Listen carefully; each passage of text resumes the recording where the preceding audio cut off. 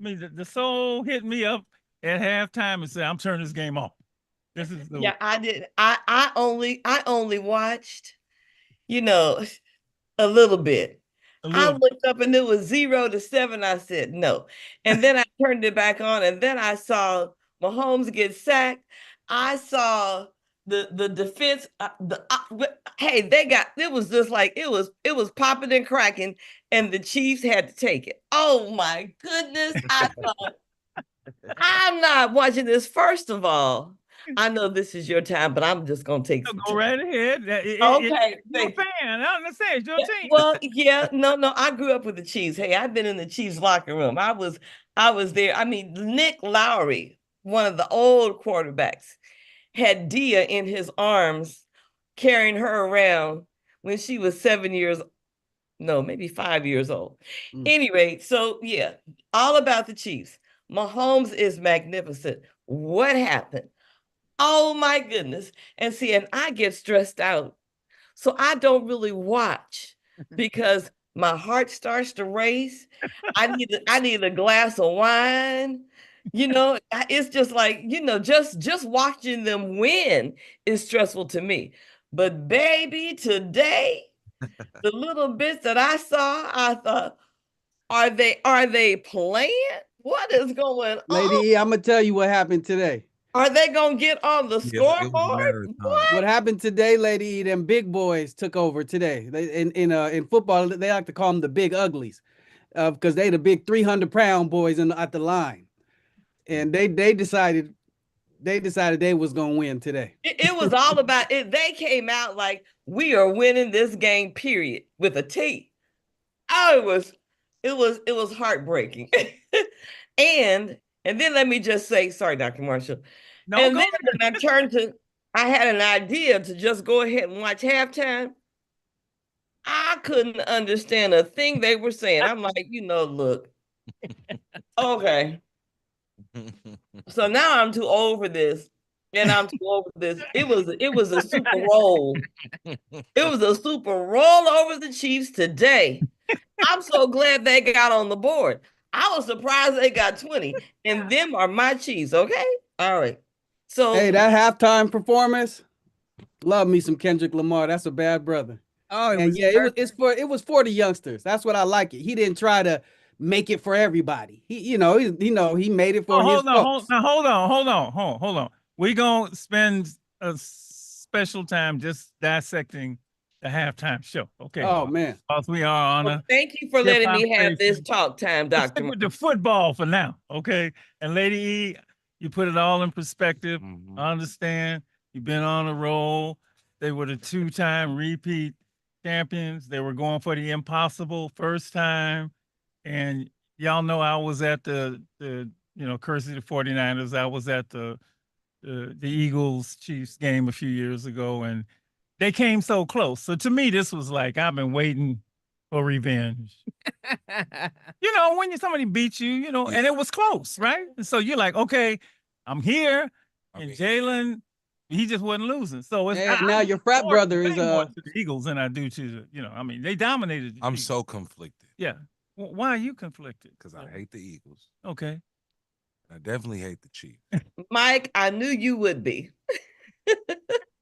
And the I'm just so much of a Niner fan. We just been What? tricking off Super Bowls. And now Debo want to be traded, so you really must be Oh sick. my God. But one good thing is though that Yeah. this week the NBA kind of dominated the headlines That's this true. week. That's true. So it was in a weird way. That's true.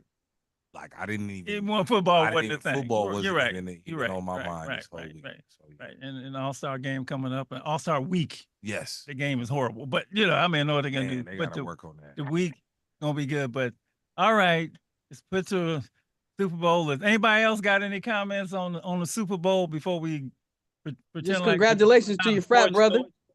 Jalen Hurts got the MVP. That's your frat brother, Omega Psi Phi fraternity. That's Yeah. right. Great. Congratulations to him. Great guy, great player, great dude. and Lettucey saying the Oh, come on now. so Lettuce. congratulations. That's a Lettucey is my Yeah. soror.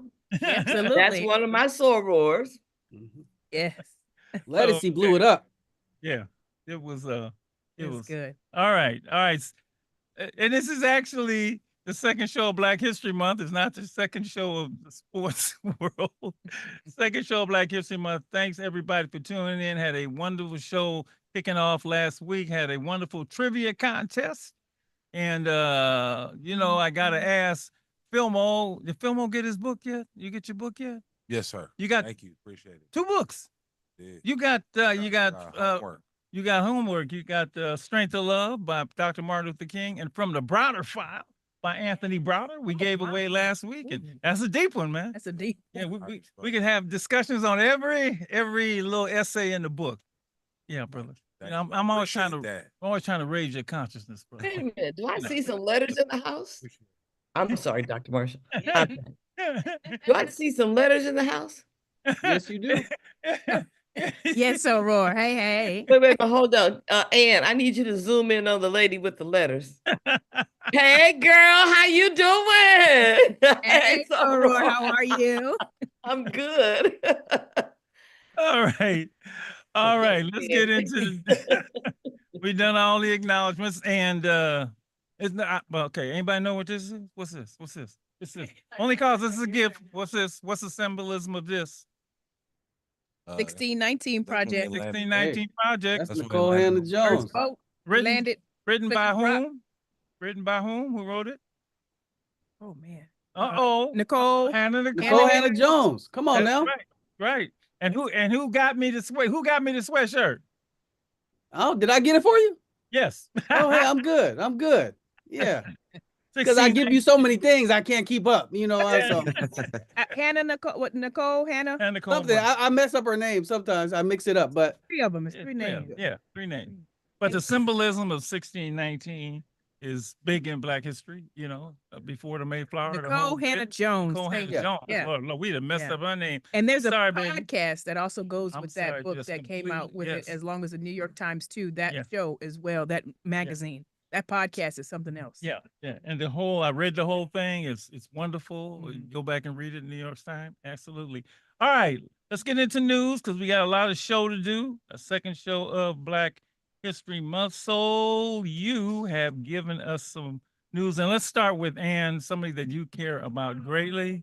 Let's start with the passing of KTVU anchor Dennis Richmond.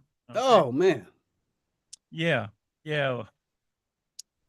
Longtime KTVU Channel 2 anchor Dennis Richmond who died this week at 81, is being remembered as a steady presence on Bay Area broadcasting whose influence continues to be felt. And we all saw him. We saw him.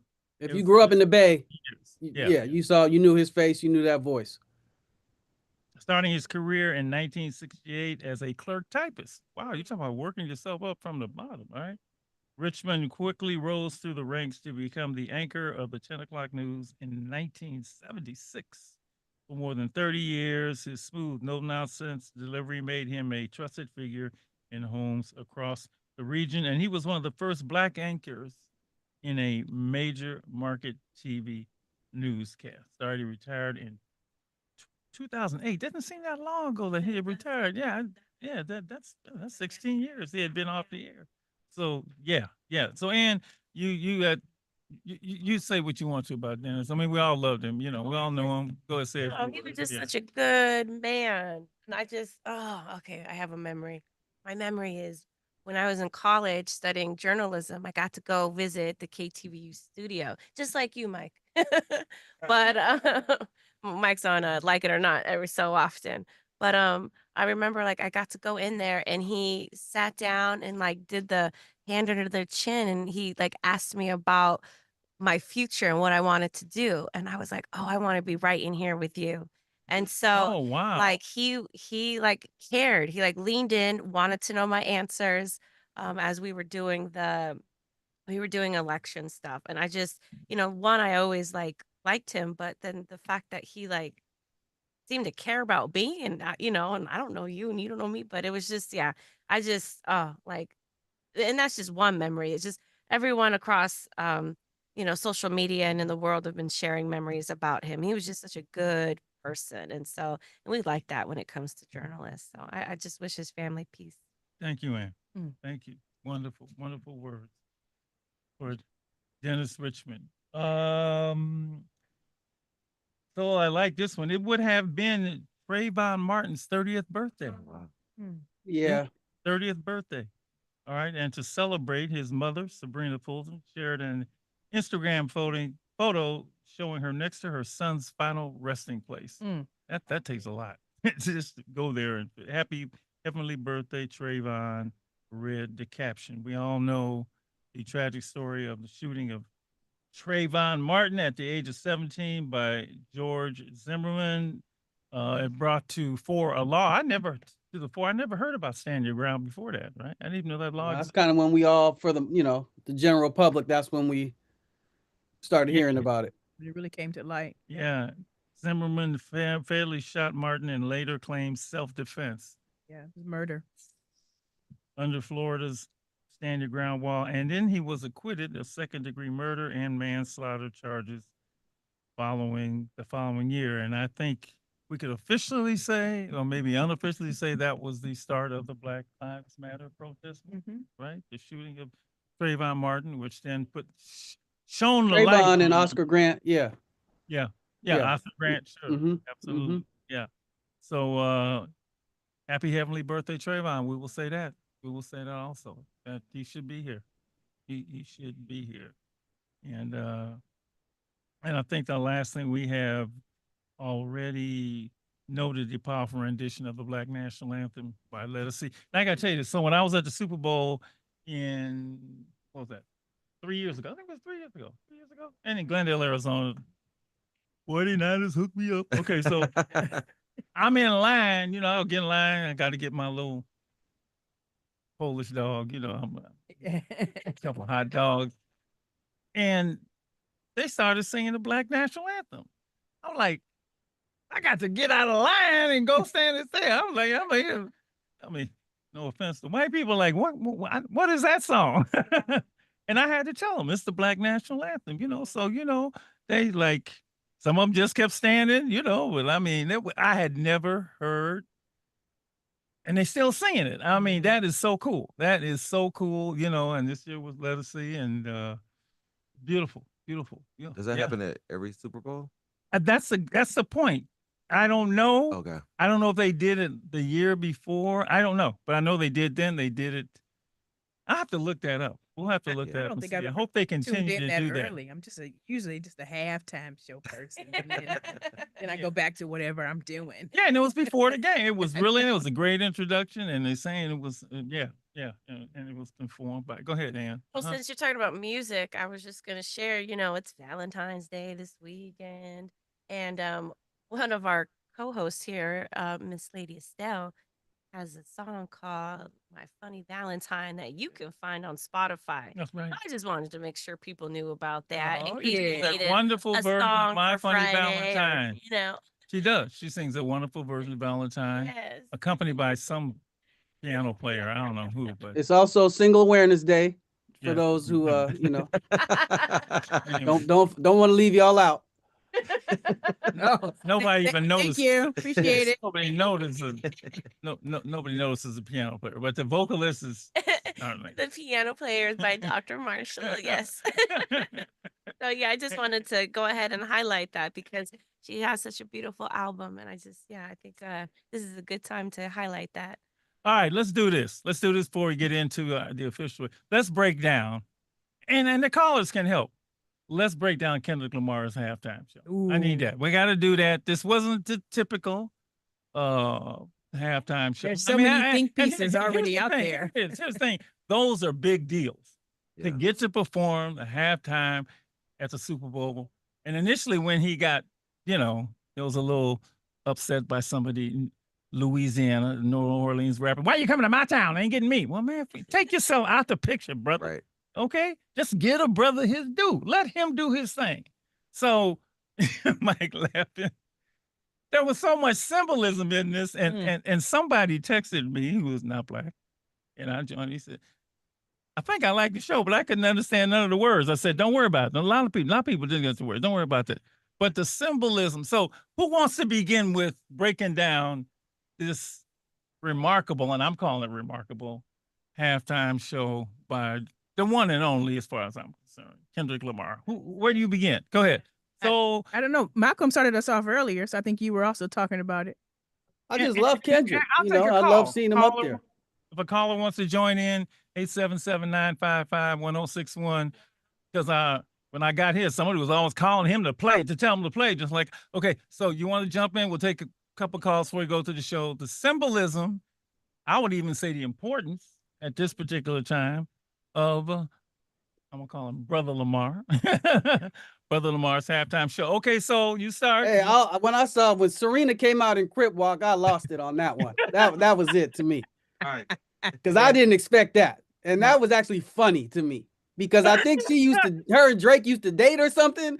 So it was just comedy. Think about that. They did used to date. Oh, Oh, they did? yeah. I Oh, forgot about that. Well, that's the thing about Kendrick. He's so thoughtful in Yeah. so many ways, you know.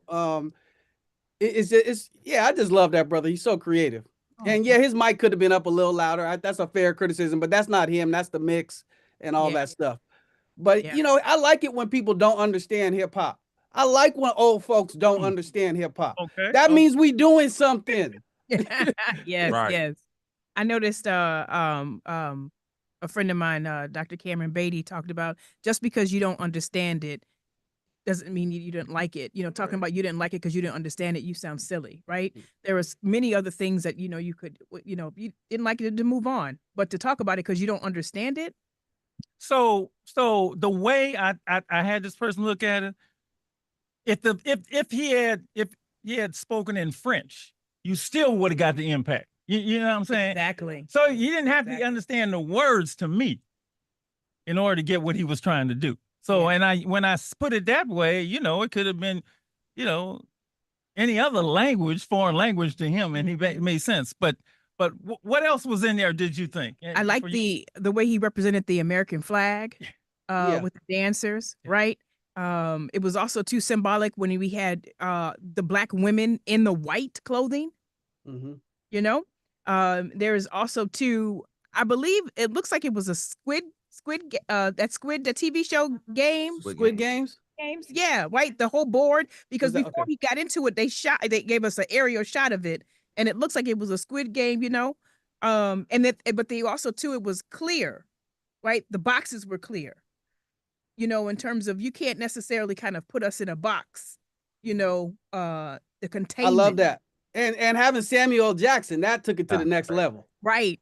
You know? Right, especially that, and with his kind of role in Django, and Yeah. how, you know, if we look at some folks who was also chosen to participate in some things that you kind of give folks the side eye in terms of why are you participating in this particular, you know, these shenanigans, as I like to call them. But I also like the way he said, you know, the revolution is about to be televised. Yeah, that was Y'all good. just chose. the and wrong- see, you got to know where that comes from. yes, A lot of people don't know what that saying is. You got to know a little history. that's from Gil Clark to Gil Scott Heron. Scott Heron. Yeah, you see, you got to know that. So he took you there, and Kendrick would know that. There's a lot of artists. Mhm. Who the hell is Gil Scott Heron? You know, Right. you know what I'm saying? To me, the first thing that got me in mind, I don't know about you, was the choice of colors, red, white, and blue. Yep. Mhm. I'm as American as all y'all out there. Thank you. That to me set the tone for everything else. Yep. Right. Yep. And my text to everybody was, he did his thing, and I did this, and some people might. This ain't no minstrel show. Mm-mm. This is not a minstrel show. No. You know, you know, because the themes that so many people have about hip hop, you know, guns, drugs, money, sex, blah, blah, this ain't that. This ain't that now. You know, you know, I'm just gonna give it to you. And you didn't hear any of that. You didn't see any of that. Mm-mm. It was almost like, I won't call it militant. Because But the I think- choreography is it is a little militant. Well, you know, okay. It's okay, just not over the okay, top. but the but it people is.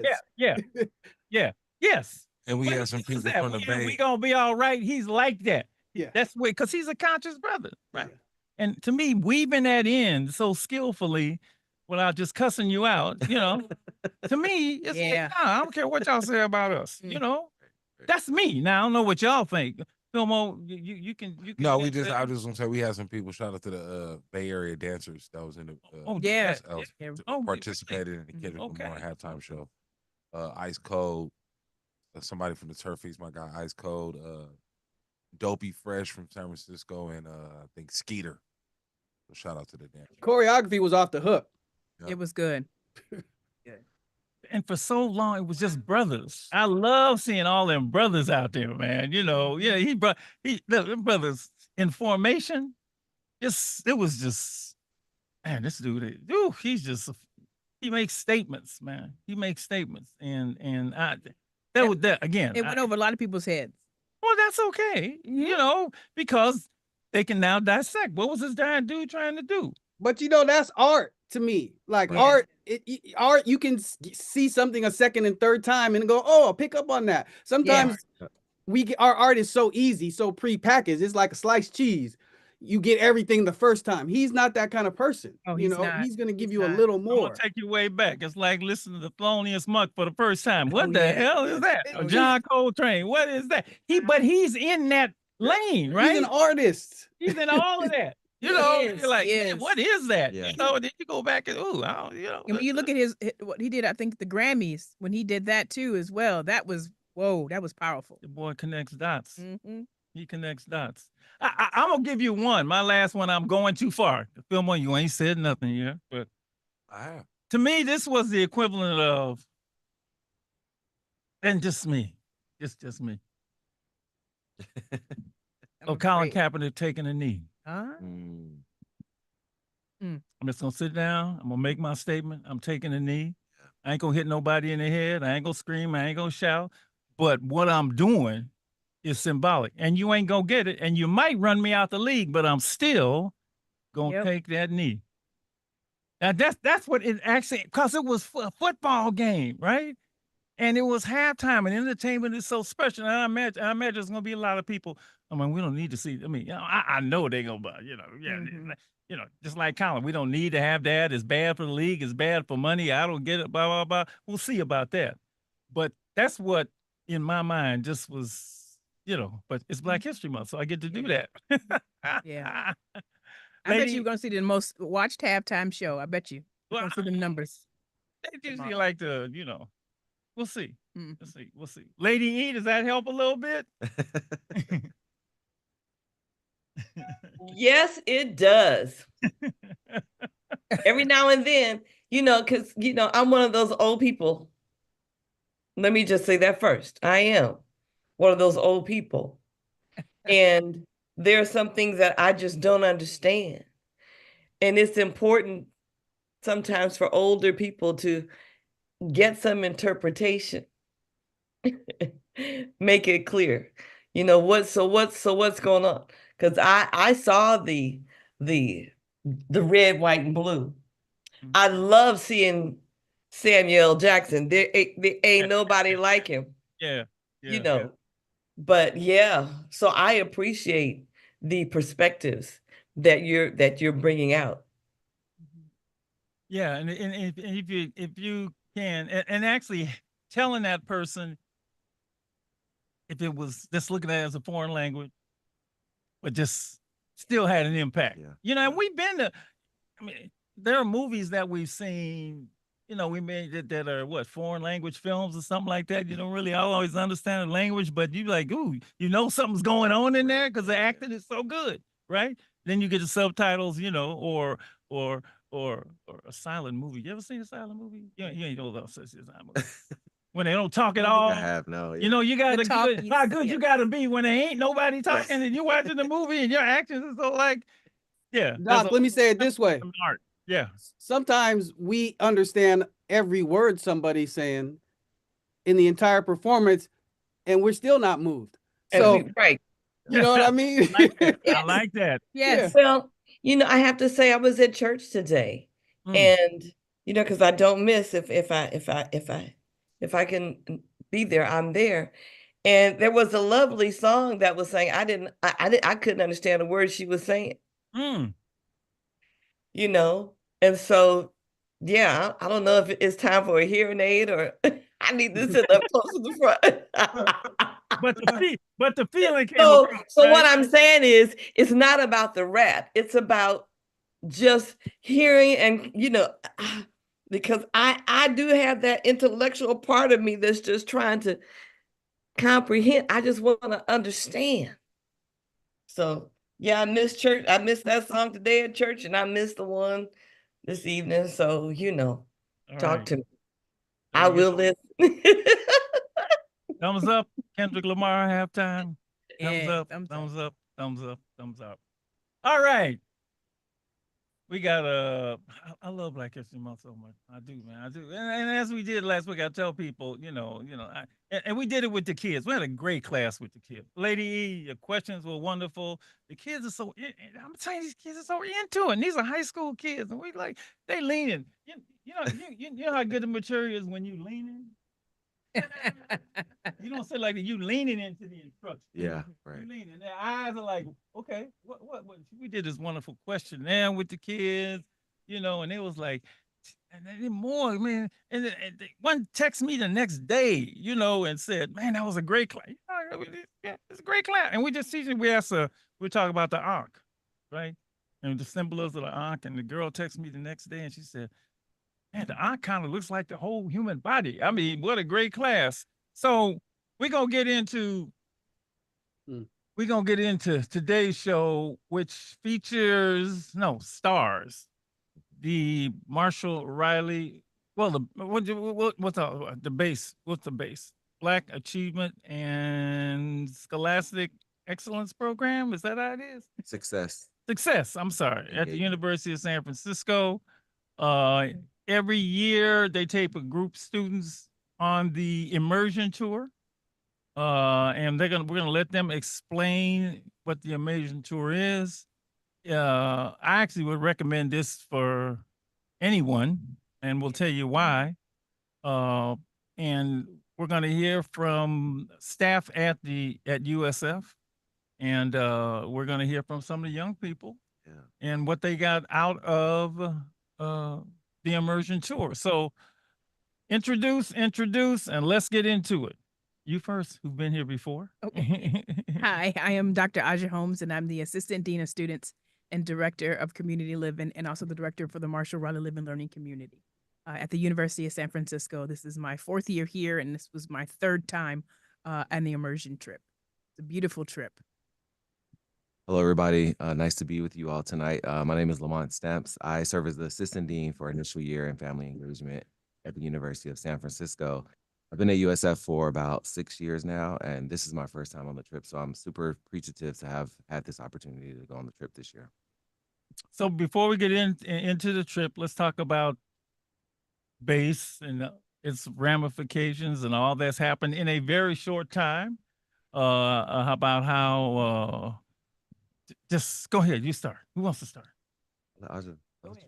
Eeny, meeny, miny. Okay. Dr. Holmes. So I want to say maybe about 5 or 6 years ago, in terms of BASE was created, Black Academic Success and Engagement, and it was really created to ensure that our Black students had the support and the surroundings and systems in place to be able to make sure they matriculate to graduation. And then we also added there are some BASE scholars that get the scholarship as well as full tuition scholarship for 4 years. And of that too is also to our Marshall Riley Living Learning Community. And so those students live together on a floor in one of the residence halls, and they get a chance to also take a class together in the fall, African American 100, in the spring, African American 200. And in the fall, we, look at how African Americans situated themselves, in the culture and the history since they've been here. As well as in the spring, we look more in terms of San Francisco and that Black community, and we kind of immerse ourselves into the workings of the Fillmore neighborhood. And so it's kind of like a funnel. We start from big and kind of go to small. And so this semester, they're connected with some of our awesome organizations in the community, and they actually go and do community service and service learning in those spaces. And so in between that, the meat of it is that trip that we do, the immersion trip that happens in the January. And so it kind of is right in the middle of both their 100 and 200 classes. And that trip takes them through the South there, starting in Louisiana, Alabama, and Atlanta. And Georgia is what we went to this year. In the past, we've gone to Mississippi and Tennessee as well. You want to ask something about BASE more on the trip? in a minute? Yeah, I think I think it just with USF in general, it's just really nice to have this commitment and initiative to really support our Black students at the university. I think it's a program like no other university or college in the country, and so Say that one more time. it's like no other program at any college or university in our country, and so it's just really nice to be at an institution that's really committed to supporting our students in various ways. And this is at a predominantly white institution, as we say, PWI. Now, Mike, I want to explain. That's what you at a Jesuit. At a Jesuit, at Catholic, Jesuit school. yeah. So this was really goes back a number of years, but it was in response to the fact that the Black students would come there and not graduate. Right. Okay. Mm. There were the matriculation, which is basically graduation rate, or they didn't feel supported Right. at the school, right? And so the numbers of Black students at the school would sort of wax and wane. They would go up and they go down, go up and go down, go up and go down. I mean, I go back so far. Yeah. It was up, and then and when I say up, I mean like not very much up, but there was nobody there before, right? Mhm. And it came to a place where the university made a commitment to look, if you're going to come here, we're going to support you. Yeah. We're going to support you. We're going to enrich the experience as best we can. We're going to build staff around you. We're going to, it was very intentional, and I'm going to say that, very intentional, and all kudos to the president who just left, Father Paul Fitzgerald, because everything starts at the top. Right. And he says, we're going to do this. And the big thing is we're going to throw some money in there. Yeah. Because this place is expensive as hell. Okay. That's important. Now, you can't get you to come unless we can help, put some money behind your education. It was an idea. Mhm. But it's one thing having ideas like an entrepreneur. I got an idea, I want to start this business, fine. Okay, we're going to do it. And some businesses flame out in the first 5 years. Right. Some don't last 3 years, right? Right. This is now, I guess, the 6th year. And this would be the 2nd graduating class, or maybe it's the 5th or 6th year. I can't This is remember. probably It's the 5th. 7th year. Is it? So this Okay. this will probably be about the third graduating. And you class. said it right. It is the most successful program of its kind in the country. There are things that happen at USF with its Black students that don't happen at historical Black colleges. Yeah, right. They aren't, and with us, wherever we are, we're going to make it home, right? Absolutely. We're going to make it home. If it's an HBCU or a PWI, we're going to make it home. And it's just been amazing what has happened with the program. The quality of students is unmatched. Mhm. The experience that they're having is from all the feedback we're just talking to them is fantastic. And this tour that they take, I don't think this is built into the program, right? It's built into the program. It's built in the immersion tour. Now that again, and let's talk about this tour specifically, because we always talk about the wonderful things that are going on there. Who came up with the idea of the tour? And I'm first of all, we had Dr. Candace Harrison on the show last week. Oh, nice. Who actually wrote the first position paper, if I can call it there, Yeah. and then brought it to me and Adrian Riley, and we massaged it and we took it to Father President. But how did this immersion tour come about? Did you guys sit down and say, well, I think we need to do, or do you even know? I don't even know if you know, but it just happened, or the secret doors that it was decided about? Yeah, Dr. Candace Harris. Okay. Is It was her. I Okay. think, one who That's good. came I'm up glad with you the said that script, because she's watching. because she Okay. also too has right, exactly. Yeah. Who has family and also too in Louisiana, knew that you really can't you talk about it without starting in Louisiana at a place at the Whitney Plantation that also centers the Okay. experience of the enslaved. Okay. Yeah, but those are the stops. I mean, just how did the idea come about to do an immersion tour? I mean, it's like then you decided, but we're gonna do this. We want to make this something. Maybe I should have asked her last week, but I don't. That'd have been helpful. Right. We should invite her to Yes. call in. Okay, She okay. can give us I the call in. Doc, you want to call in? Contact, yes. Sarah's call You me want on to my text cell us and phone tell her I number. came by? But if you think about it from a standpoint of a historian, and Right. that's what she is, Yep. in terms of looking at how do we immerse these students to understand their history, their culture, Okay. and why not be able to do that on a 10-day trip? And it's intentional because it's 10 days. Because if you also look at how the Jesuits do their trips and their times, it's also 10 days, right? Okay. And it there is something I think also too sacred around the fact that we're doing the 10-day trip, so that way we're able to really get themselves into it, immerse into it, and to also see how we can really have the effects of that trip. Okay, I was making some notes, but we got a call. If it's Dr. Harrison, I'm gonna fall over. Oh, it's gone. Okay, all right, they're gone. Okay, 10 days, Mm-hmm. visiting historical places in the South. Is that what it Oh, is? yeah. Oh yeah. And that may change from year to year, Mm-hmm. but the idea is to like, it's one thing to read about it, To read it, yeah. But to it's one physically go. thing, but it's another thing to be there. Yeah. Be touch there, it Yeah. immerse and yourself in feel the it community. and immerse. Yeah, yeah. Immerse yourself in it. Yeah. And I gotta ask, this is a dumb question, but why don't more people do that? I mean, is that they don't think it's valuable? I mean, I'm not knocking HB, I'm not, but they don't. I just wonder why. I mean, okay, we're doing it. Okay, let's put it like that. And I say we because it's my name's on it. So Yeah. we're doing it. We're not Yes, talking about they what do. they don't do. We're Yeah. talking about what we do. Yeah. And this is the third? How About many? Fifth, I think. Fifth, Fifth yeah. one? Wow, Okay, fifth one. That's Yep. yeah. And they spent And we had, 10. the pandemic, tried to put a ring in it, but we Right, were yeah, also too, yeah. we went in the summertime Yeah. that year. So you were really, really able to kind of feel at its hottest, to be there in Louisiana, Alabama, Mississippi, and Tennessee. So I call this. We go in January. So we it's call- real moderate. Yeah. So I'm gonna call this again, just because I'm black and proud, like James Brown said. I'm gonna call this sacred. Yes. To me, this Yeah. is sacred. Yeah. And for a while, sacred went out, of our, wasn't nothing sacred for about 20 years in that crack epidemic. Wasn't sacred. Mama wasn't sacred. Nothing was sacred.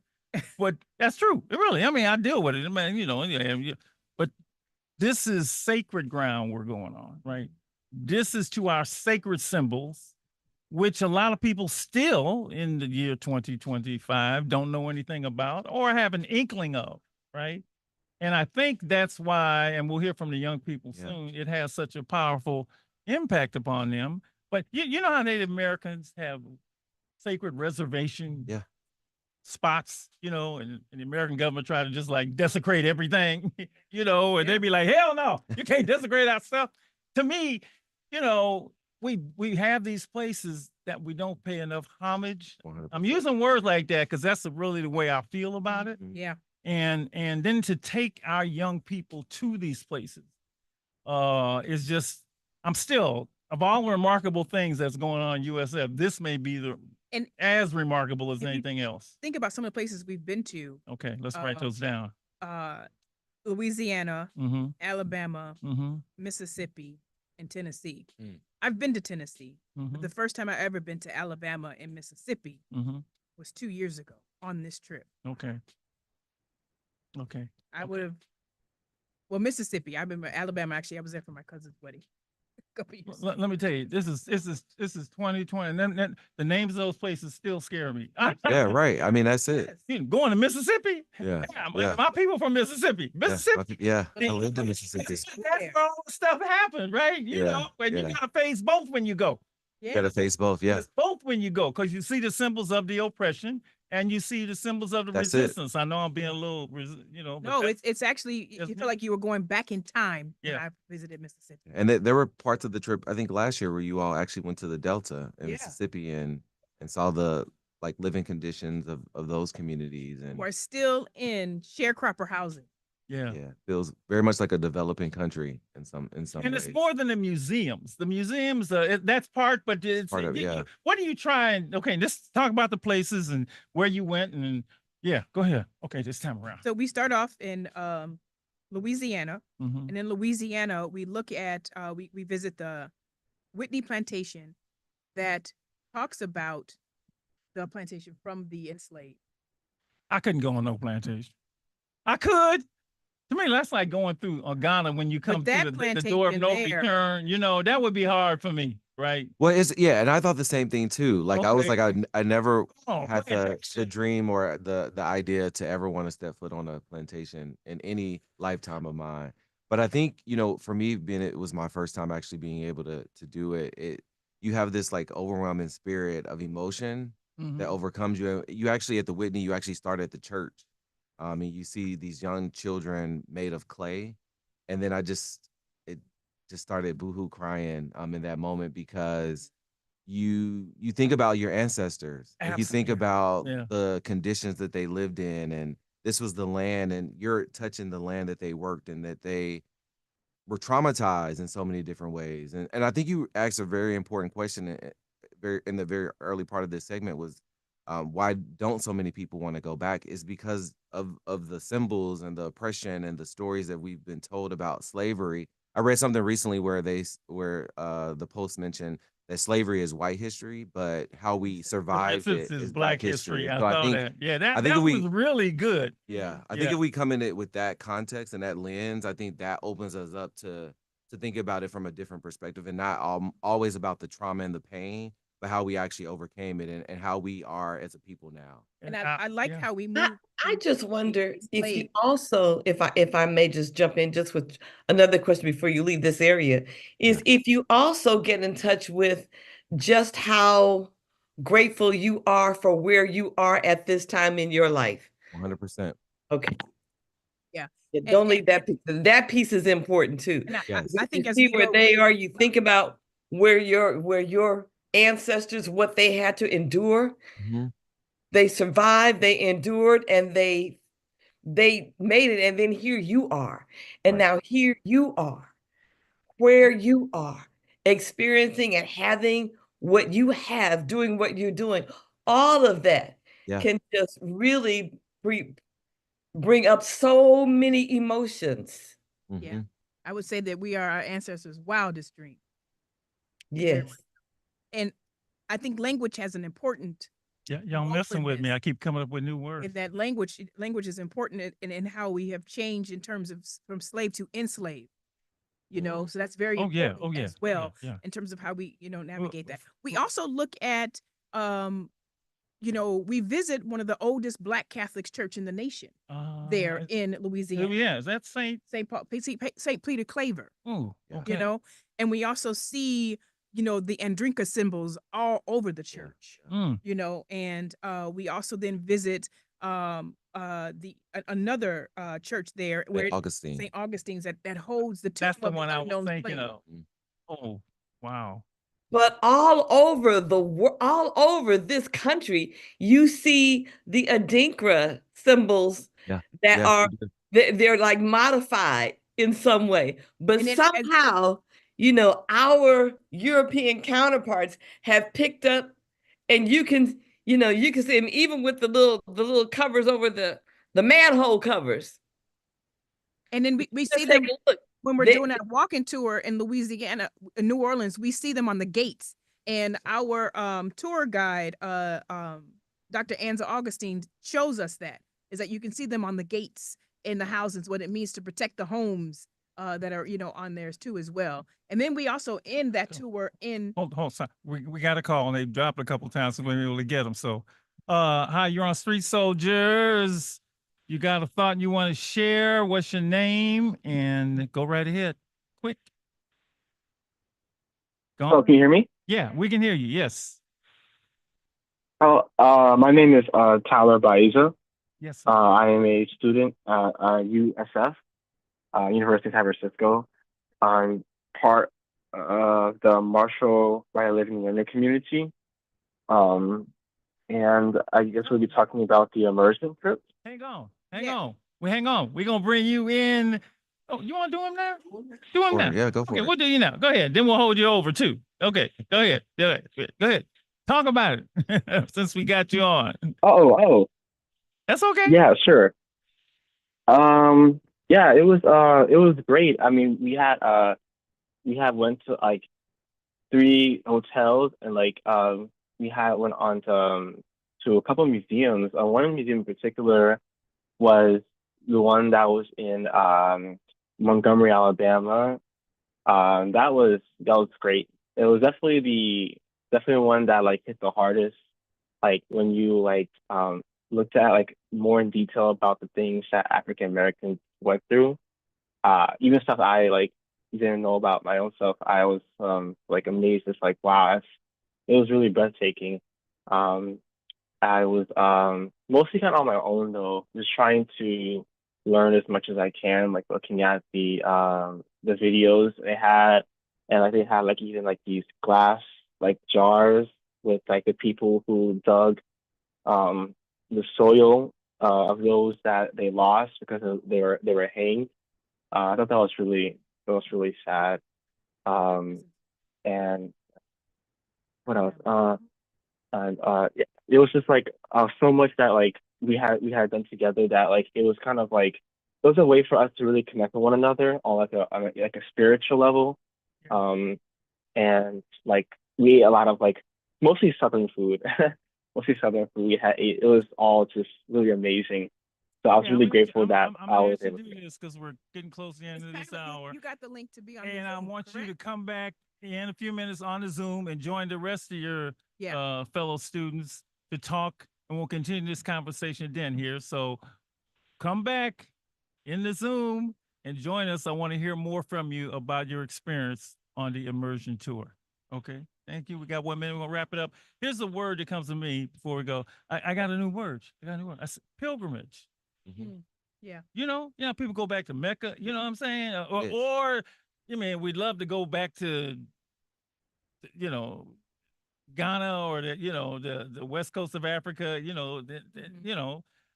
but in many ways you can have that pilgrimage here back to those sacred places. And I'm framing it in that way because that's really what I when you hear the people who've been on the experience, that's what it's like. Yeah, it is. You know? Very much so. So this It's our version of a pilgrimage. it's yeah.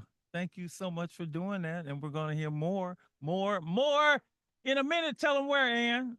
You're going to head on over to YouTube Live at Stay Alive and Free. And you can always take us on the go on your iPod, listening preference, whatever, that stuff. Wherever you listen to your podcast, you can take us on the go and make sure to visit us at stayaliveandfree.org. I don't have that one.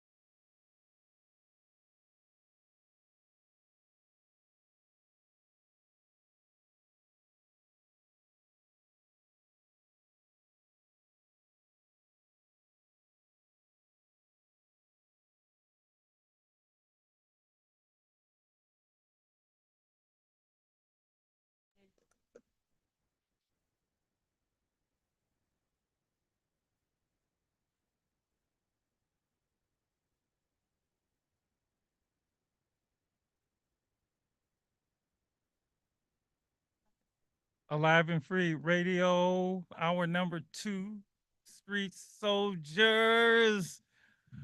We're back, we're back, we're back. Second show of Black History Month. Thank you for joining us for the second hour. Second hour. A wonderful first hour. And a long conversation about they talking and I'm trying to figure out what they're talking about. Had a long conversation about the Super Bowl and then delved into some conversation about the symbolism or the impact or just have decoded Kendrick Lamar's halftime performance at the Super Bowl, and then launched into the main topic for the night, the immersion tour by the University of San Francisco's Marshall Riley students to, I don't know. I don't want to say. I don't want to say places. Places doesn't sound a little good. Well, I don't want to say places in the South. Let's say, give me a word for that. Historical sites. Is that a good way to put it? Historical sites in the South. In the studio, we are joined by staff members of the at USF and Dr. Aja. You know, for a long while I want to call you Asia. I know, but you got me Every the year first you time. say this. Aja Holmes. I was like, Asia, that don't sound right. Like J, Dr. Holmes. it's Yeah. only an A and a J and an A. You know. The sound of God. Buddha. Yeah, man, Mrs. Stell know all that. She know all that. Yeah, is this Amun Ra? You know, yeah, all that. And Lamont, No, just don't call me Lamonte. Lamont. Say your last name again, Lamont. Stamps. Stamps. On the envelope. Okay. And Used to it. I did say your position again because I didn't know you was way up there like that. Oh yeah, assistant dean for initial year and family engagement. That's up there. Yeah. I didn't have no assistant dean when I was there. I didn't have nobody. Yeah. So if you're listening out there, I didn't have no trust. Look, I didn't have Just no playing. trustees. I didn't have no staff. Well, I had a couple staff, but I didn't have no assistant deans. I just had me and the fellow students. Yeah, I worked right under Vice President Dean Gary. I mean Vice President Shannon Gary now. So he's Okay. Dean of Students. All right. See, yeah. I'm moving on up there. Oh, well, we move on, just like the Jeffersons, moving on up. As long as I have your support, I Oh, feel even more please, confident. brother. Look, they start cutting y'all. I'll be back to my BSU days. I'll be right back up there. I won't have no afro this time, but I will be there like, hey, no, y'all can't do this. We have come too far to turn back now. And this hour we are joined by students. They look so solemn. Now, why y'all look so solemn? Yeah, come on now, man. You on Street Soldiers. You better be smiling, okay? This is the DOC program. All right. This is the voice of Alive and Free. This is the one and only Street Soldiers. Thank you for joining us. Really appreciate it. Talk about just the immersion tour. And one of the things we pointed out in the first hour, there is no other university that I know of that does this on a regular basis. They may do it, every now and then, but it is built into in fact, you put it on a syllabus. I like that. It's built into the program. Your experience at USF is the immersion tour, and I think that's a privilege. That's just me personally. Yeah. And I hope you feel the same way because you've been places I ain't been, and it wasn't built in when I was there. And so progress is the main thing. Keep moving forward. It will make your experience at the university as enriching as possible. So we were just starting with the sites that you went to. We only got to one because we got so excited about the first one. So before we go to you and talk about how you felt about it, let's go to, again, the sites and let's lay out for everybody where you went, and then we'll have them come in. We only got to Louisiana and the plantation when I was like, I can't go on the plantation, but then they told me, yes, you can. Okay, you can do it. Yeah, So, so in Louisiana, when we left, we actually were able to go to the Hurricane Katrina memorial site before we headed to Montgomery. Yep. Okay. We go to Africa Town before Montgomery. Yes. Yeah. So I'm trying to lay it out. And say where these places were. Where were they? Okay. And so we also went to Africatown, which is where the Clotilda, the last slave ship that brought over the enslaved. That's right. That last ship. Yep. Oh yeah. And what's That cool, would freak me out too. But that's yeah. go ahead. Okay. What is cool is that this particular town created for themselves schools, stores, Mm, and things of that nature. But also too, you can also see how systematically industries have come in mm. and have come through and ran through towns, and the town has gotten a little bit smaller. But they just opened up, I think last year, a self-guided museum that talks about that the creation of that town and the ship, and also to the enslaved as well. Mm. And that was open for us. This was the second time our group got to see it this year. It was the first time was last year. Mm. And then we head up to Yeah, so Africatown is right outside of Mobile, Alabama. Alabama. Okay. And then we ended up going to Montgomery, Alabama, which is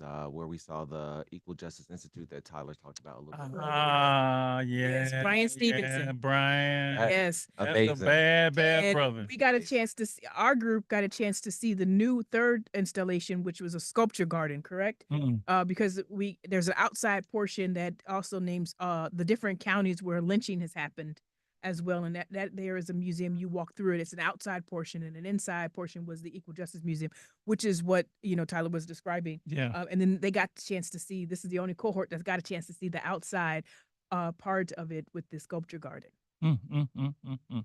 Okay. So we spent the day in Montgomery, and then we ended up headed to Birmingham, Alabama. Up to Birmingham. Oh, sorry. It's so many places. We went to Selma first. Yes. Yeah, Lord. They got to walk across Edmund Yeah. Pettus Bridge. Yes. Pettus And then we Bridge. headed to Birmingham, Alabama from there, and went to the 16th Street Baptist Church. We went to Kelly Ingram Park, and then we saw the Freedom Rider site before we ended up heading to Atlanta. Whew. So many wonderful spots. So many wonderful spots. And you ended the trip in Atlanta? Yes, we did. Okay. Did a little differently than what we did before, as we were a little concerned about some possible weather that was coming. Yeah. As well. But Atlanta, we wanted to go to the Civil Rights Museum, and we were all set to go. The Civil Rights Museum had some renovations going on, so we couldn't do that. And so they got a chance to kind of also look and see at the HBCU Center there, and also the Sweet Auburn District for the birth home of Martin Luther King Jr. Wow. Okay. All right. You guys went to all those places? Oh man. We missed a couple too, but for the You most missed the part, bus that's side. kind of the overall. You get them up. So let's start again. Let's start here. Everybody introduce themselves. Just say your name and the year you were in school and your major. All right. We'll start that way, and then we'll come back around and pick it up. So since Ty started already, Ty, unmute yourself and tell us full name and year in school and your major.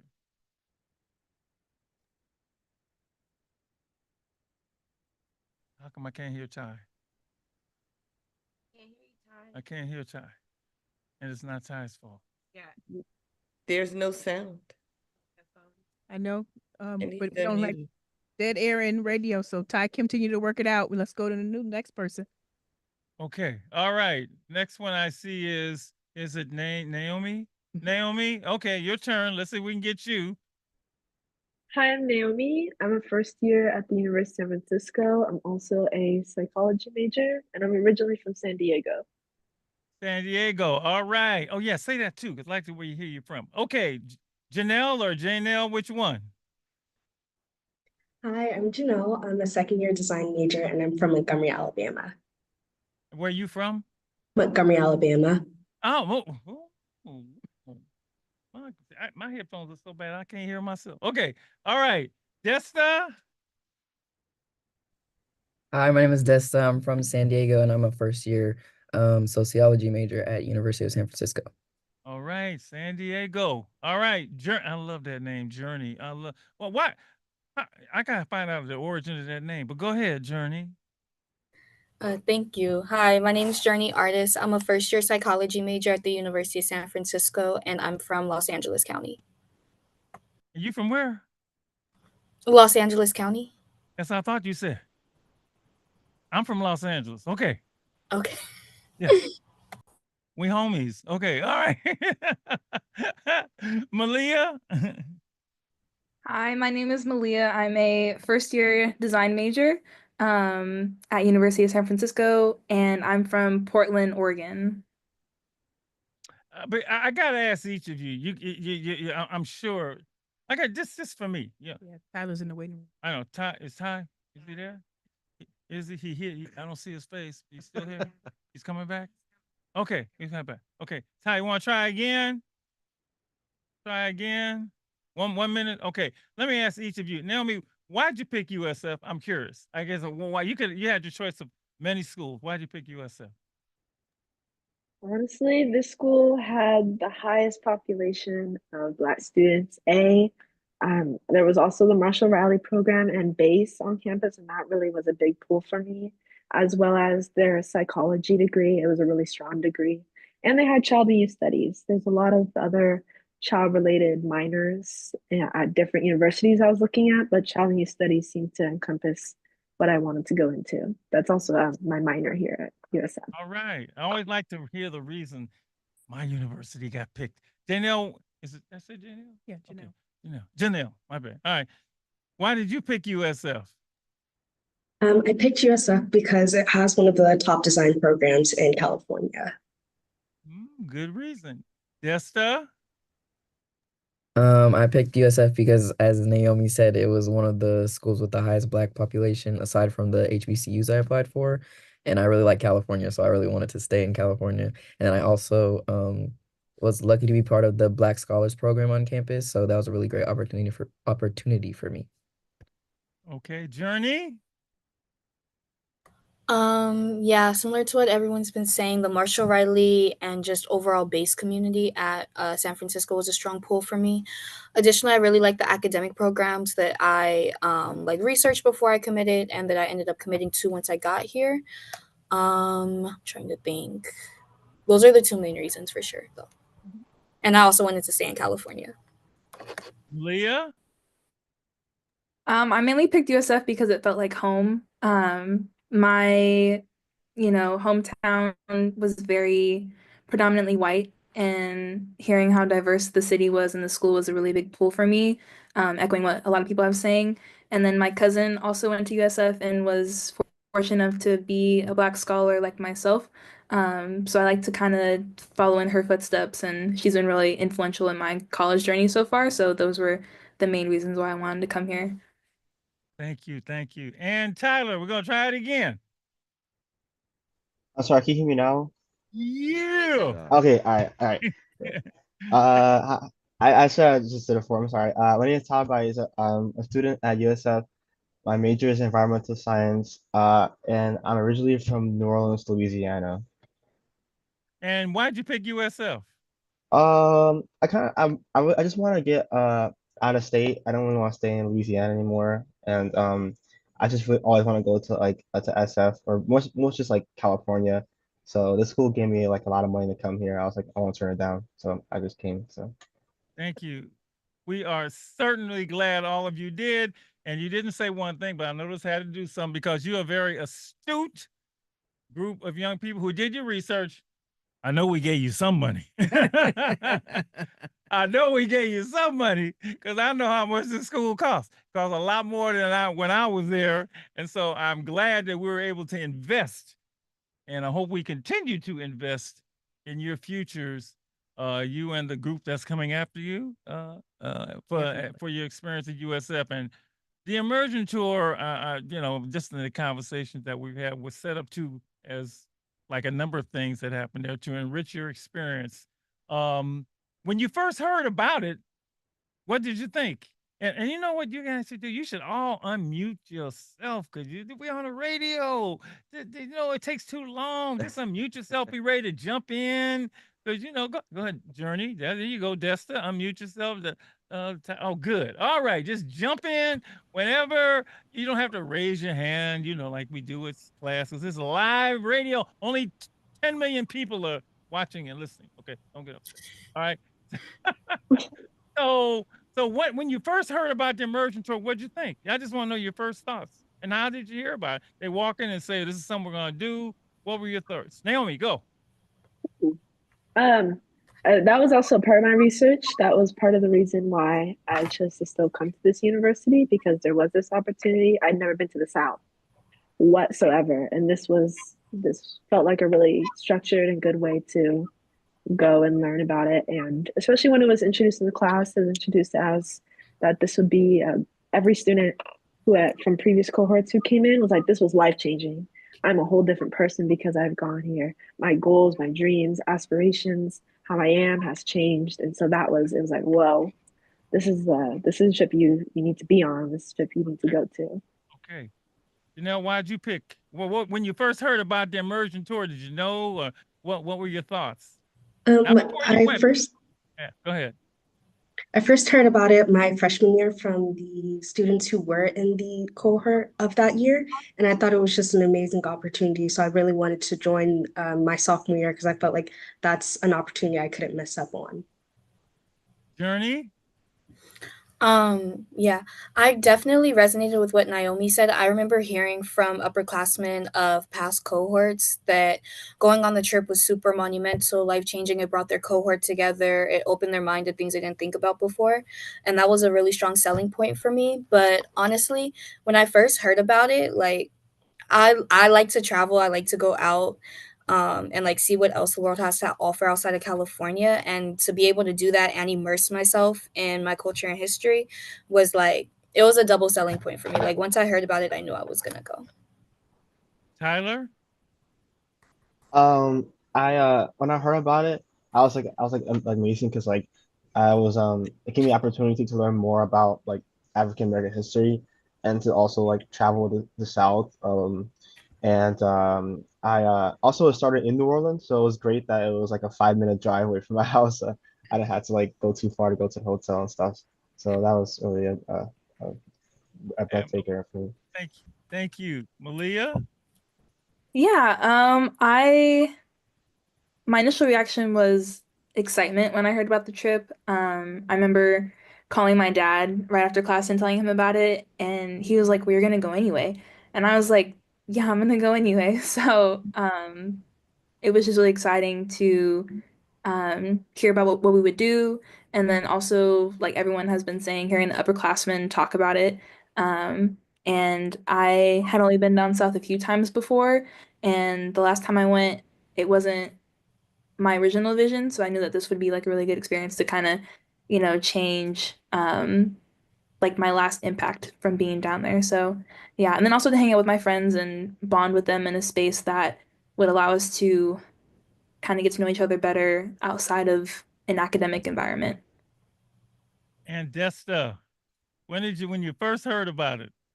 Well, I first heard about it when I was applying to get into the Black Scholars Program. I remember once I got into USF itself, I was looking at all the things that were offered throughout the base program and the Black Scholars Program. So I heard about it from there, and me and my family already were like, if you get into this program, you're gonna be on that trip. And so it was never a doubt in my mind that I was gonna go, but especially once like we were in class last semester and we would hear all the upperclassmen and other people that have gone on the trip like telling us how transformational it was. It was definitely it just made me even more excited to go. And then just also being able to visit the South and like learn more history, like where it took place more per se, because I'm from Southern California, like I said earlier, and we do get some Black history, but it's more like just in the month of February, and then you get it for like an hour, and they show you like some sweet video about Martin Luther King, and that's about it. So I wanted to go somewhere where I would actually be able to learn like the more of the full truth, and it was just a really good experience because I feel like I got everything that I wanted from that. So yeah. I just gotta say, I'm so happy that you got to experience it. It didn't happen when I was there. This was not built in. And I'm just so thrilled that you are able to to go on this immersion tour. And I will also say I did not have people like this sitting next to me when I was there. I didn't have any instructors like Dr. Harrison and Dr. Sears and who am I leaving out? And all of them there. We had to teach ourselves. We went and got books and read to each other. So I'm so thrilled that this is a formal part of your education because you got to get it. As far as I'm concerned, you got to get it. All right, we're gonna now. Here we go. Here we go. Still, no, Leah still knows I like to do this. All right, Naomi, one word to describe the trip, and then we're gonna go into detail. Give me your word. Ooh, one word. Wow, that was really on the Wow, spot. is that the word? Wow. Wow, I would like to say revolutionary. Revolution. Okay, good. That's your word. Okay, Janelle. I have to say enlightening. Hmm. Enlightening. Lightning. Okay, revolutionary, enlightening. Journey. Emotional. Emotional. All right. Tyler.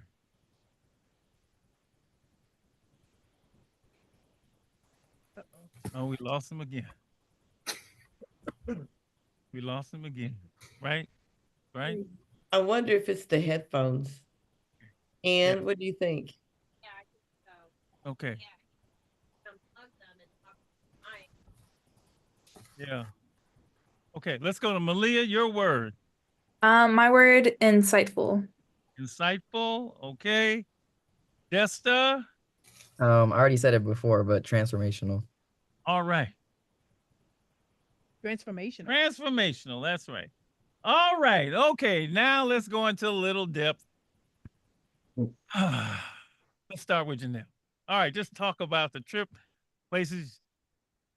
I don't know. Just we went to one place and like what? Just so full. I know, but go ahead. Just talk about its impact on you. Let's go into a little more depth. You don't have to do it all because we got a lot of you and we can always come back, but go ahead. So this trip was just like really amazing to have gone on. I'd firstly like to thank all of the staff and faculty for making this trip possible and like how grateful I am for the opportunity to have gone on it. I think my favorite city to visit was New Orleans and just like learning about the Black culture and how it's persevered after like tough times such as Katrina and all that they've done to like continue to hold on to their traditions. I really enjoyed going to the Backstreet Museum and Preservation Hall and seeing like such live cultures of Black history. Malia? I think my favorite part about the trip would definitely have to be the Legacy Museum that we went to, seeing all the art and sculptures that were there, and just kind of really being immersed in the visuals. They had like holograms for one of the exhibits, and that was really impactful to see kind of, like that could have been me or like that was me through my ancestors like years ago. And I think that was a very emotional day for a lot of us, and seeing everybody be very supportive and vulnerable with each other at that point in the trip was really impactful and inspiring to see. I definitely enjoyed hearing our reflection that we had after that day as well. We did a lot of reflections throughout the trip, and I think that was the one that kind of really hit me the most, just hearing my peers share what they had experienced and what they had felt. So that was definitely the highlight, I would say, of what we had experienced and learned on that day. Thank you so much. Tyler. You want to try it? We good? Oh, I got to my email part. Tyler, you ready? Can you hear me? Yes, we can hear you now. Okay. Okay. I think my favorite city was I have to go with Atlanta. I really liked Atlanta. I think it was like a really pretty city. I haven't been there in like a couple of years, so it's nice to go back. I like walking along like the streets, and I like the food, the environment. Like it felt very homey. Like it felt very similar to New Orleans in a sense. Also like I think we went to Spelman College. Like we went to like a college tour. So that was like really awesome. Like seeing all the people that are like walking around and like living their lives, and it was almost like it was very inspirational for me. I just really like, appreciate just being there in the city, and also the people were just very nice as well. So that's what I really liked about it. I say ATL is my favorite. Journey? Let me see. I think like a moment that kind of stood out to me, well, not even just a moment, just the city overall of New Orleans, really stood out to me. And I think that's when I started to, since it was the start of the trip, of course, but like with the activities we were doing, I was really coming to terms with just how emotional and how up and down my like emotions would be on this trip. Cause I remember one day we went to the plantation, as everyone had mentioned. And then if I remember correctly, like later that night we had went to like a jazz club, and it was such a different like experience. Obviously, like it was just like I just went through a wind of emotions that day, having been through the plantation and been emotional and stepping foot through what my ancestors went through, and then to go somewhere where Black culture is celebrated to the max was such an interesting but super emotional experience that day. And I also really resonate with everything that was said about the Legacy Museum. That I've seen plenty of museums cover Black history, not quite like that, but that was the first time I saw mass incarceration covered, and that was something that was super important and monumental to me, especially as we talk about the parallels in terms of slavery and the continued struggle our people go through. Well said. Well said. Esther? So sorry, what was the question again? I want to answer it I don't like even remember the question. okay, because Just okay, talk anyway. about your experience. Just Favorite talk part of the about the trip. experience. Favorite part of the trip. Well, to go back to the word that I chose, transformational, I said that because like I mentioned before, like growing up in a place where there's not that many Black people, it's like because of my parents and how like they are I already knew like a lot of my history, but now that I've been on the trip, I feel like before I went on this trip, I felt more detached from it.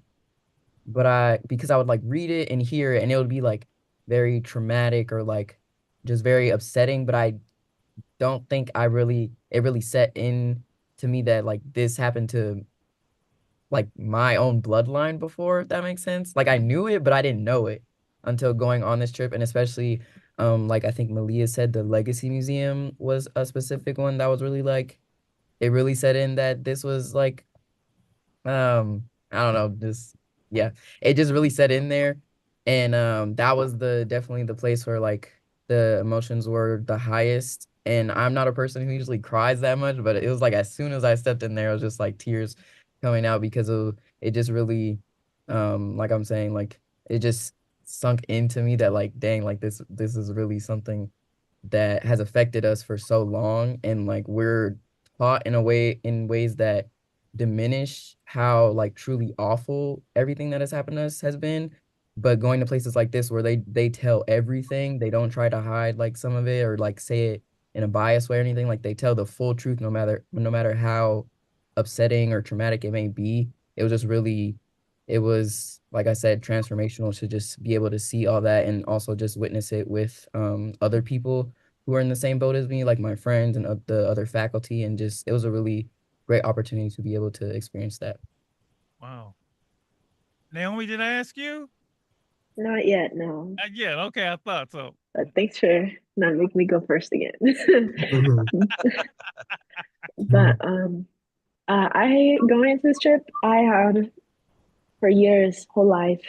I'm also from San Diego, so I have this really one view of the South. I only hear about it through the news, through history, and that's just like that was no man's land. That was, I said, I'd never been to the South, had no intentions visiting, living, nothing. I don't want to go there.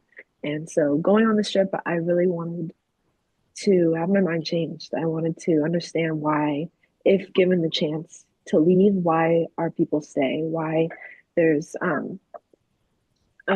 yeah, just why we're still in these spaces that historically have not always been the best for us. And I think the place that immediately made me change my mind was Louisiana, and being in New Orleans and going to the Baxter Museum, going to see a jazz performance. And we went on a swamp tour, and we got to see the swamp where one of the swamp places where a clip from Tiana was based off of.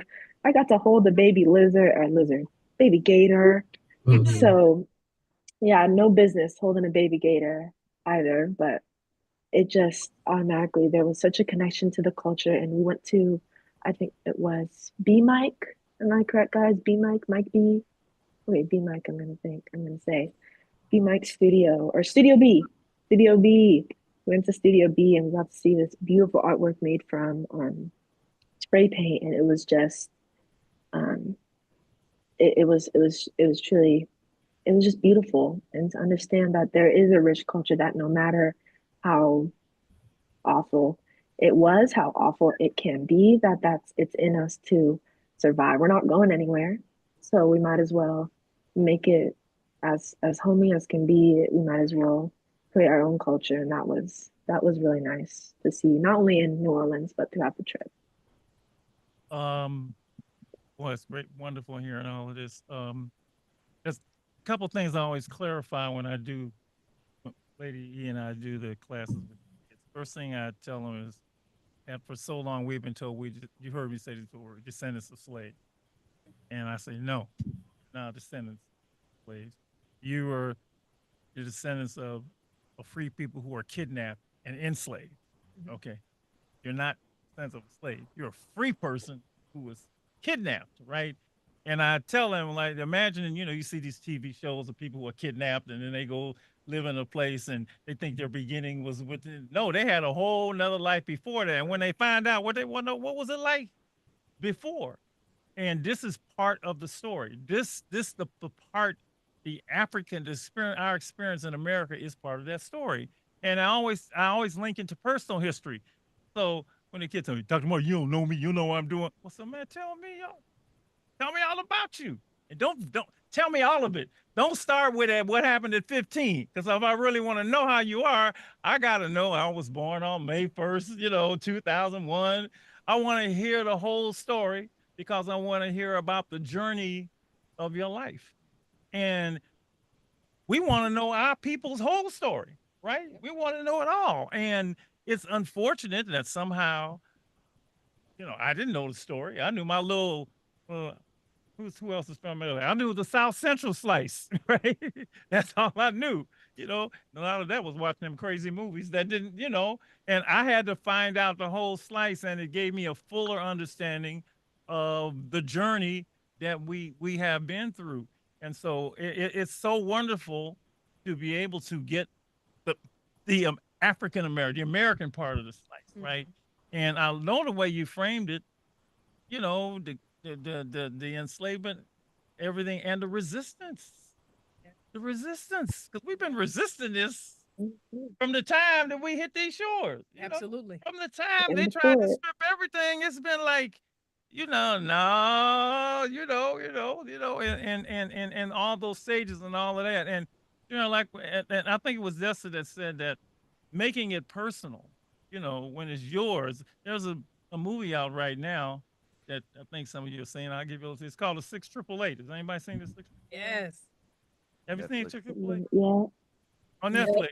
Wonderful movie. It's the story of the all black women's unit in World War II that did this amazing thing of just distributing the mail to all the soldiers, right? It's the latest Hidden Figures thing, right? It's, again, we didn't know. And so I found out about the story and like, oh man, why they leave this out? See, my thing is why you keep leaving all this stuff out. I mean, you talk about everything else going on in World War II. Why you leave the sisters out, right? So I'm watching the movie. And what a wonderful story. Then I'm sitting back and I'm talking to my brothers and sisters and find out that my mother was one of the 688, right? I'm like, what? Now my mother is talking about like, well, I was over there, baby. Really? We was over there and we had some mail to do. Like it was no big deal, which is what black women do. It's like, yeah, but I got to deal with the house. I can deal with the Germans. I can deal with anything else. And you see the full story of what my mama's going. So I get that. It's personal, but all my people's personal. So I get that being connected with all of that is just I must make you feel like, woo. And then you're part of all of this because they only did this for one reason. This. This was legislated into it. Yeah. This was lit. They wrote laws with this, and so, when you heard about the black codes, it's the black codes, and you had to face all that. So I'm watching my mother deal with all, now it's my mother. It's like, it's really personal now. Deal with all, and it's amazing, still all right. It's amazing, still all right. So, how you feeling since you've been there? Look, I'm gonna take you to Africa next. Okay, how you feeling? How you feeling? How you feeling?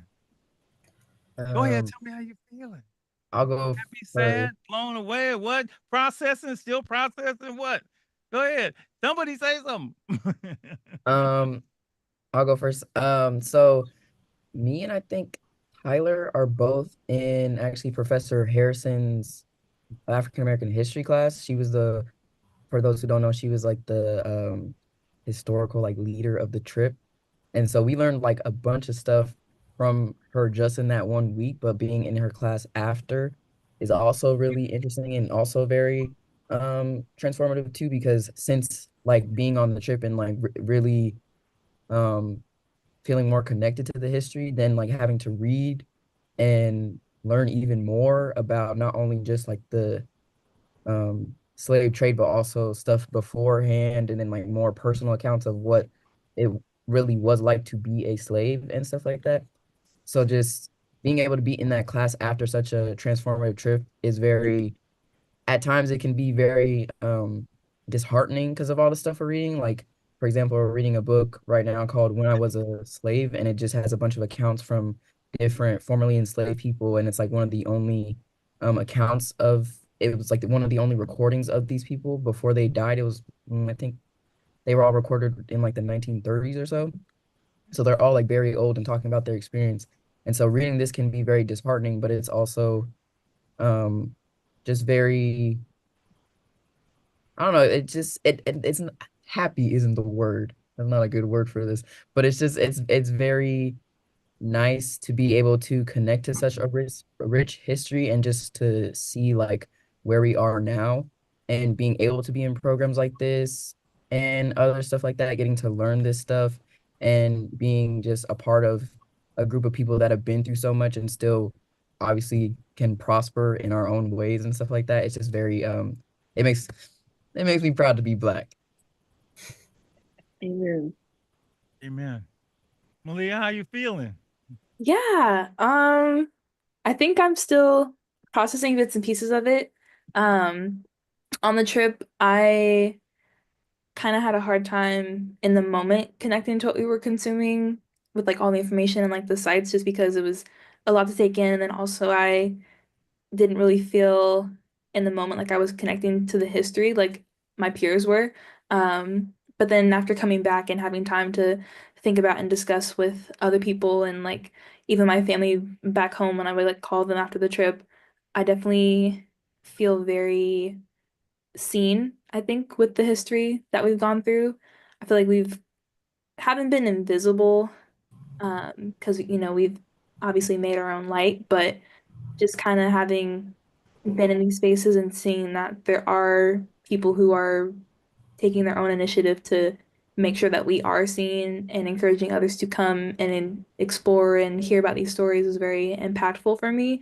But I would say I feel very happy overall, and also just kind of more like I've matured because of the trip in terms of understanding and seeing Black history. And I feel more empowered to, even tell like my siblings and my little sister, like when you start learning about Black history and your teacher says, oh, the slaves, like it should be the enslaved, not slaves. So I feel like I have more of a want to, correct what is kind of mistaught for my younger generational family and friends.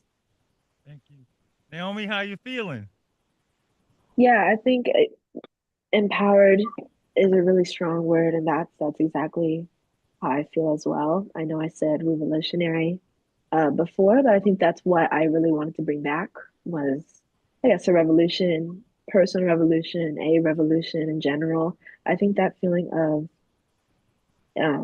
empowerment is kind of structured in our course as well. We have our first semester where we learn everything that we're going to go into and extra things about Black history, culture, and society, politics. And then we go on this trip and we get to see everything, go through it, and then we come back.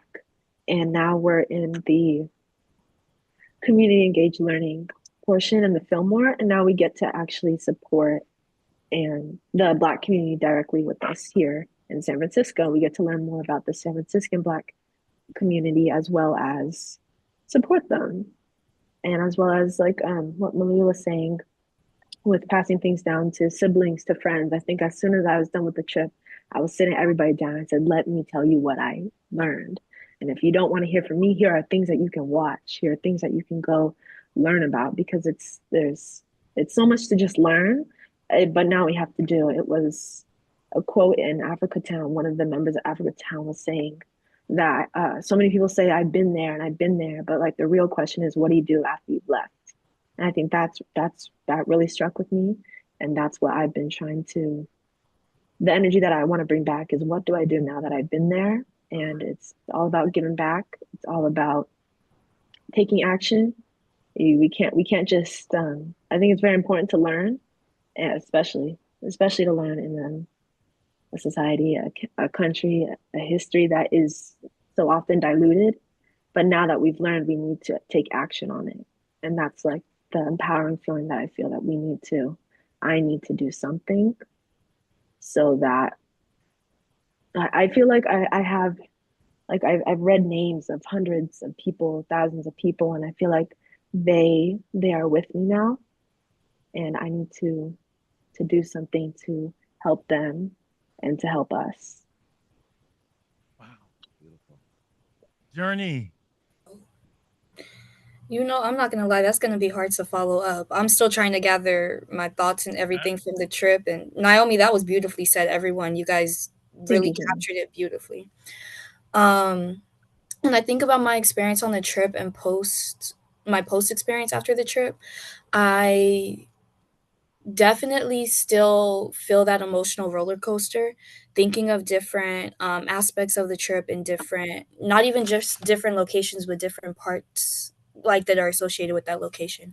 For example, while I was reflecting on what I was going to say, I was thinking of Africa Town, and how empowering it was to hear that group of eventually freed enslaved people set up a town and looked out for each other and had that strong sense of community, uplifted each other, supported each other, had their own way of doing things. It was really beautiful to hear about. But then when you look around the environment around it and you see power plants, and you know that it's nicknamed, I think, like Cancer Alley or something like that, and it's a community of elders fighting to keep that story alive and fighting to keep that land, that piece of history that is truly lost. I didn't hear about Africa Town in school. I didn't even hear about it from my grandfather and my mother, who gave me all of the Black history knowledge that I really have in my young adult life. I didn't really get it from the school system. So seeing that community of elders live in such health violating environment while fighting to keep that story alive, the story in and of itself empowers me and resonates with me. But the fact that they're living in that environment, the government is not doing anything to help them and has no interest in doing anything to help them, settles a deep rage in me, along with a lot of other details of this trip. When I said I went through an emotional roller coaster, I meant every letter, syllable of that. I feel a stronger sense of Black pride and connection to my culture and community. I believe it was Desta who was saying, like, I learned a lot about it from my family, and like I would go through my day-to-day acutely aware of, like, oh, my ancestors were enslaved, my ancestors went through segregation, da da da da da. But it's not, the trip really connected it for me and really brought it into light, like, nah, this isn't just Black history, this is my history, this is my legacy, my people. And something that really, really tied it together for me was, I think we were still in Louisiana, forgive me if I'm wrong, but we went to another like memorial for the enslaved, and at the end there was a wall of just different last names of all of those who lived in different parts of the South, and at the end you could go look it up using the technology they had. And I saw my last name, Artist. I was already aware it was a French last name. Kidding me? Yeah. Isn't And Oh, Lord. This is the EJI. that oh, the EGI, yes. You're thank you, Tyler. That I wept when I saw my last name on that wall. I didn't I knew it was coming. I knew I was gonna find it eventually. But that was a lot to take in. That really solidified just my family lineage and history for me. And then looking it up and seeing like the different points in it. Like I mentioned that I'm from LA County, but my family's from the South, Virginia specifically. And seeing that little blue dot light up on Virginia, like it was just a lot. It was like, wow, like I'm finally becoming a little bit more connected to something that was lost and taken from me. Cause I didn't have access to these narratives like that for real. Like I knew that my grandfather's grandfather was a slave, but to just get an in-depth perspective on it and everything was so life changing. And I'm so grateful I went, and I would love to go again, truly. I'm sorry, I know that took a long time, but thank y'all. Girl, let me tell you, I understand the crying thing because when I saw my mother's name at the end of the movie, I was booing in the movie like, look, I get that completely because that's your family. That's your family. Wow. Tyler. Hi. Tell myself, what did I ask? How you feeling? How you feeling? That's right. How you feeling after the trip? Hi. I'm doing pretty good. Everybody had a really good response. So I guess I'll start with saying that I think for me, like what I find like most important about this trip was also kind of seeing the aftermath of it. And like it's kind of like this realization that like coming from New Orleans, like a lot of what the history that I learned was African American history. And so I was learning a lot about this sort of stuff from a very young age, like as young as like 7, 8. I was learning about like Emmett Till and like all the things that happened. And I think for me, it's like I I'd say that I'm really grateful that I was able to be on this trip. If I'm pretty sure everybody knows this, but I was like one of the last ones. Like I was like one of the last ones to come out of every museum with Cynthia. I think we were two like the last one to come out every one. Um, like I was just in there reading the entire time because I always love reading and learning about like different things and different life experiences. And like it's kind of hard like to try to put yourself into like their headspace and like what they were going through because it's like the life we're living in now is like completely different from what was going on way back then. And it's also surreal that it's like when we think about like the end of like the civil rights movement, for example, like that's the truth is like that never really went away.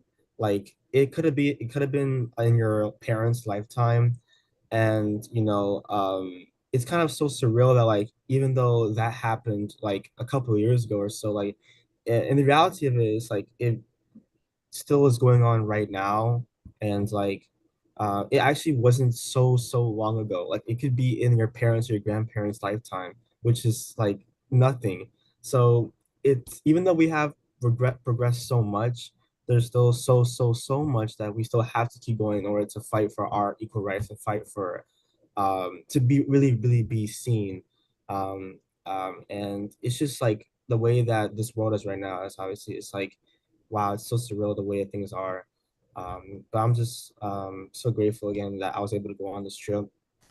I was able to go like different places I haven't like been in. I haven't even been on a swamp tour, and I live in New Orleans, so I've never like I was like a first time for me, and I was like, wow, it's so cool. Like, and I was just really breathtaking. Like, everything was just really surreal. And I was just so glad I was able to be there. And I said one thing to add on to what Dessa was saying, like we do take the same class with Professor Harrison. She was like the tour guide. She did a really great job too, and um, I was able in their class we learned more about like this one slave, for example, that like ripped out his throat, and I was like, oh god, that's so bad. Like it's kind of surreal. It's like it's hard to believe that like they went through those sort of things just for us to be able to be here today. And the time span is like could be between 500 to no less than like 200-ish years. And in reality, that's like nothing. Like that's so short. We have progressed so much, but at the same time, we still have so much more to go through. And I'm just so happy like we're able to be here today because of like their sacrifices. So and whatever they did to be able to be here today, like I'm just really grateful for that. Now, I think you're the only one I haven't asked. So, how you feeling? I feel like Naomi said, really empowered. Going to these sites and seeing the Black communities and how they're like still thriving and still persevering has been really empowering to see. And then to come back here to San Francisco and be involved with the Fillmore community has been like really like empowering. And it's also the entire trip was like really encouraging to me to see the fight that everyone like before me has had and how much I should like continue that fight and for the people who come after me. And for anyone who's listening who hasn't been to these sites, I like really encourage you if you have the opportunity, because going to these museums and Black historical sites, there's nothing like it. The knowledge that you will gain from being able to be in the spaces is just beyond like comprehensible. How you feel about these? Boy, Lord, y'all are saints. They are Okay. impressive. They are impressive young folk. Well, yeah, but Yes. somebody's got to set it up. Somebody's got to believe that it should be done. Something. How you feeling about what you did? You like? I'm blown away, more than blown away. How do you two feel hearing them? I'm over here hiding my tears because I was Yeah, hearing them as they were talking. yeah. But for me, it was my first time, and so I'm just truly appreciative that Dr. Lawrence, who's our senior director for the BASE program, invited me to be a part of this experience. I'm so grateful for you, Dr. Marshall, and your commitment to the BASE program and allowing these students to have this opportunity to go on this trip. And then also Dr. Harrison, who had a dream, as you mentioned, a Black woman who made it seem easy. She created this curriculum, and to see the program sustain after so many years, just beautiful. And I hope that I have the opportunity. And I'm not trying to get emotional. Why not? It's but emotional stuff. but it's just it was great. It It has was just emotional stuff. yeah. I'm a big crybaby, And I but think that We people. yeah, yeah. Brother, don't be trying to get a heart attack now. Just to let it all out. all of us have been through a college and did not have this experience. Right. You know, and I just hope that you all understand just how blessed Yeah. and you all are to have this. I also went to a PWI and did not necessarily have this organized curriculum and organized way that they have put it together for you all, living together and taking a course together and moving together. You got this whole cohort of people who have done something that together that you all can take for the rest of your lives. Like you all will know each other, you know, for so many years. And we just did not have this. And I just am so impressed with how USF has set this up Yeah. for the students, and to hear their stories afterwards. It's just absolutely fantastic to do that. And it's, as someone who interviewed some of the folks to Yeah. be in the program, Yeah. I think just Yeah. about all of them. Yeah. I see the special light then, and I see it getting brighter and brighter each year that I've seen you all. Before I go to Lady E, who sums up everything we do in the most, where's my pictures going, eloquent way, let me just say something. You can't lose. No matter what happens in life, you can't lose. All of those people are with you. I'm a big believer in the ancestors. Man, I'm huge. When I walk on into any, when I come in here, they're like, I don't know, 500,000 of them. They're all with me, right? Yeah. And I can start calling off names. You know, I'll be calling off Martin Delaney, and I'll be calling off the abolitionists, but they're all with me. So I know I can't lose. I can be, it can be setbacks, there can be this, and I can't get down. And my grandmother told me something when I was 6 years old. The more you know, the more you owe. Which meant as you go in progress in life, you must help others. Of course, I didn't know what she meant. She said, baby, you'll learn, grandmothers talk to you. But the more you know, the more I do, right? So it's when you say, I have to do this. Ain't no way, because I owe all of those Yeah. who paved the way for me, right? And if anytime you get that, you can't, because they're all with you. You can pray to them, talk to them, you know, and it's just it enables us. That's the thing that has enabled us to resist and not just survive, but to make it in a system that was designed for our failure. This whole thing was designed for us to fail, okay? It wasn't because they were benevolent and said, well, we changed our minds. No. You've been fighting. That's why I hate people say we gave you something. You ain't gave us nothing. We had to fight for everything we got, right? And so that's all in all of us. And this current time is another fight, and you'll be fine. And you come from people who have seen it before. And, you know, yeah, Lord, I'm feeling good. Okay, Lady E, you are the one and only. You've been taking notes. You are amazing, Grace. Go right ahead. You like that, see? What? All right. More than words, more than anything you ever heard, more than what someone said, more than the stories that were withheld, more than people saying things hard to believe, more than information that can be disheartening, more than what you could imagine that could possibly be true. To discover all the historical richness of you. You were able to experience and see a painful yet rich and powerful history. And despite the pain of this reality, know the resilience, strength, and brilliance from the past is a gift that you now have. It will guide you, empower, and allow you to see that within you is this and more. Yes, you are theirs and our wildest dreams.